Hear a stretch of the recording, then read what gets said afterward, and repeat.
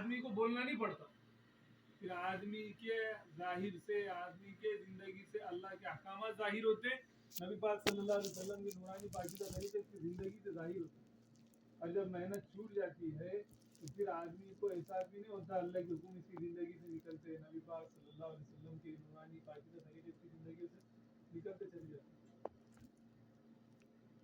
اور یہ ساری محنت کا نچوڑ یہی ہے کہ ہم اپنے ایمان کو بنا کر، بچا کر، بڑھا کر اس دنیا سے لے کر چلے جائیں. کیونکہ ایمان بنے گا، ایمان بچے گا ایمان کی محنت سے، ایمان کی دعوت سے. جتنا ہم اللہ کی بڑائی کو، اللہ کی کبریائی کو، اللہ کی ربوبیت کو، کہ اللہ کیسے کرنے والے ہیں، اللہ کیسے پالنے والے ہیں، اللہ نے ہم سب کو پیدا کیا، ہم جب نہیں تھے جب بھی اللہ سے، جب ہم نہیں رہیں گے تب بھی اللہ رہیں گے، اللہ ہمیشہ سے ہیں ہمیشہ رہیں گے. اللہ تبارک تعالیٰ جو چاہے، جب چاہے، جیسا چاہے کر سکتے. اللہ کو کسی کو پوچھنے کی ضرورت نہیں، اللہ کو کسی سے مشورہ لینے کی ضرورت نہیں، اللہ کو نمونے کی ضرورت نہیں. اللہ تو قادر مطلق ہے نا. اللہ نے ہر چیز کو بغیر نمونے کے پیدا فرمایا. اللہ نے ہم کو پیدا فرمایا، اللہ نے خود فرمایا لقد خلقنا الانسان فی احسن تقویم. ہم نے انسان کو بہترین سانچے میں ڈالا ہے کہ آدمی اپنے خود پر غور کر لے کہ اللہ نے ہم کو کیسا بنایا. تو ہم جتنا اللہ کی بڑائی کو، اللہ کی کبریائی کو، اللہ کی ربوبیت کو بولیں گے، سنیں گے، اتنا ہمارا ایمان بنے گا. کیونکہ اللہ نے خود فرمایا وَذَكِّرْ فَإِنَّ الذِّكْرَىٰ تَنفَعُ الْمُؤْمِنِينَ کہ نبی جی آپس میں مذاکرہ کرتے رہیے. یہ آپس کا مذاکرہ کرنا، آپس میں ایک دوسرے کو سمجھانا ایمان والوں کیا ہے؟ نفع دیتا ہے. آج ہمارے ایمان میں جو ضعف آیا اور آج ہمارا ایمان جو کمزور ہوا، اس کی ایک وجہ یہ بھی ہے کہ ہم نے آج اپنے آپس کے مذاکروں سے ایمان یقین کو نکال دیا. صبح سے لے کر شام تک ہم دنیا کے تذکرے کر رہے ہیں. سو رہے تو دنیا کی فکر لے کر سو رہے، اور اٹھ رہے تو دنیا کی فکر لے کر اٹھ رہے. ہم نے آج دنیا کو اتنا بولا کہ ہم کو 8 آنے کی چیز سے لے کے ہوائی جہاز ہر چیز کی قیمت معلوم ہے. لیکن اللہ معاف کرے، آج ایمان والے کو اپنی ذات کی اور اپنے پاس جو ایمان ہے اس کی قیمت نہیں معلوم کہ کتنا قیمتی اللہ نے ایمان دیا کہ ساتوں زمین ساتوں آسمان ایک پلڑے میں رکھ دیا جائے، اور کہا کہ ایمان کا کلمہ لکھ کر دوسرے پلڑے میں رکھ دیا جائے، کہا کہ ایمان کا پلڑا بھاری ہو جائے گا. اتنا قیمتی اللہ نے ایمان دیا. اور اسی ایمان کے مل جانے پر اللہ نے ایمان والے کی بھی قدر و قیمت کو بڑھا دیا کہ اللہ تبارک تعالیٰ ساتوں زمین آسمان کی نظام کو صرف ایک ایمان والے کی بدولت چلائیں گے. سورج وقت پہ نکلے گا، رات وقت پہ ہوں گی، بارش وقت سے ہوں گی، زمین سے غلہ نکلے گا صرف ایک ایمان والے کی. اور جب ایک بھی ایمان والا نہیں رہے گا، اللہ دنیا کے نظام کو کیا کریں گے؟ توڑ پھوڑ کے رکھ دیں گے. اللہ کو دنیا کوئی، اللہ کی نظروں میں دنیا کوئی قدر و قیمت نہیں ہے. اللہ کے نظروں میں قدر و قیمت دنیا کی اگر مچھر کے پر کے برابر بھی ہوتی ہے، حدیث کا مفہوم ہے، تو اللہ اپنے نافرمانوں کو ایک گھٹ پانی کا بھی نہیں دیتے. لیکن اللہ کی نظروں میں ایمان والے کی قدر و قیمت ہے. اور یہی بات صحابہ سمجھ گئے تھے کہ ایمان بنے گا ایمان کی محنت سے، ایمان کی دعوت سے، جتنا مذاکرہ کرے. اس کے لیے بڑے بڑے کبار صحابہ، حضرت عمر فاروق رضی اللہ تعالیٰ عنہ، حضرت معاذ رضی اللہ تعالیٰ عنہ، حضرت ابو ہریرہ رضی اللہ تعالیٰ عنہ، حضرت عبداللہ بن رواحہ رضی اللہ تعالیٰ عنہ، یہ حضرات کیا کرتے تھے؟ مسجد میں ایمان کے حلقے قائم فرما کر لوگوں میں جا کر گشت کرتے اور کہتے آؤ ہم تھوڑی دیر اللہ پر ایمان لے آئے. حضرت عبداللہ بن رواحہ رضی اللہ تعالیٰ عنہ لوگوں سے کہتے آؤ اللہ کے بعد تھوڑی دیر ایمان لائے. لوگوں نے اللہ کے نبی سے شکایت کی کہ اللہ کے نبی عبداللہ ابن رواحہ کہتا ہے ایمان لاؤ، تو کیا ہم ایمان والے نہیں ہیں؟ اللہ کے نبی نے فرمایا نہیں، بلکہ اپنے ایمان کو کیا ہے؟ تازہ کرتے رہا کرو. جیسا کپڑا بھی پرانا ہو جاتا نا، اس کے نقش و نگار مان پڑ جاتے، اسی طرح ایمان بھی کیا ہے؟ دھندلا ہو جاتا. اپنے ایمان کو تازہ کرتے رہا کرو. تو تازہ کیسا کرنا؟ حدیث کا مفہوم ہے کہ لا الہ الا اللہ کو کثرت سے کہتے رہا کرو. کیا مطلب؟ کہ ہم اللہ کی بڑائی کو، اللہ کی کبریائی کو آپس میں خوب بولے، خوب سنے، ہے نا. صحابہ ہر وقت اپنے ایمان کے بارے میں فکر مند تھے.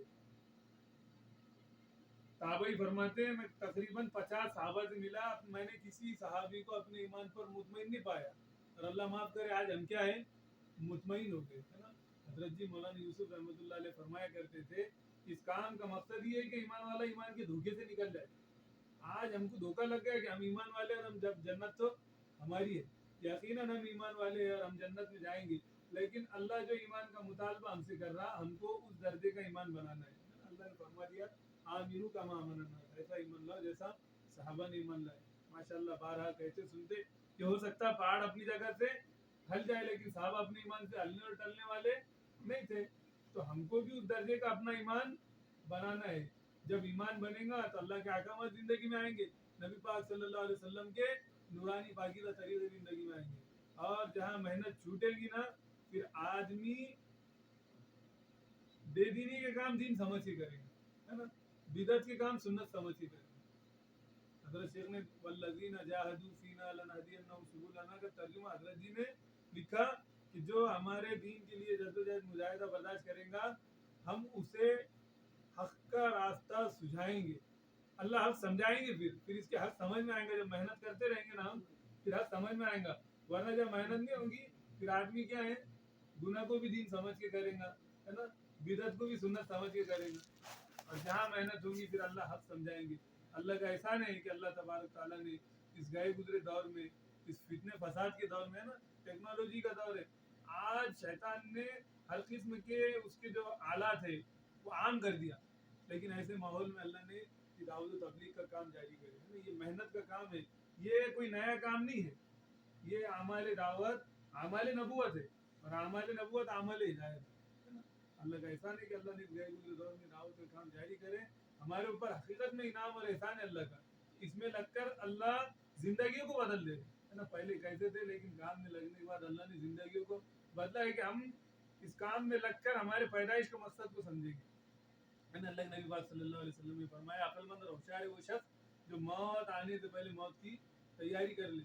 और आजिज और बेवकूफ़ फरमाया उसको जो नफसानी ख्वाहिशात पर चले और अल्लाह से अच्छी उम्मीदें बांधे कि अल्लाह तो माफ़ करने वाला है, लेकिन अल्लाह के हुक्मों के मुताबिक ज़िंदगी अगर नहीं गुजारेंगे तो अल्लाह जहाँ गफूर रहीम है वहाँ अल्लाह क़हार और जब्बार भी है।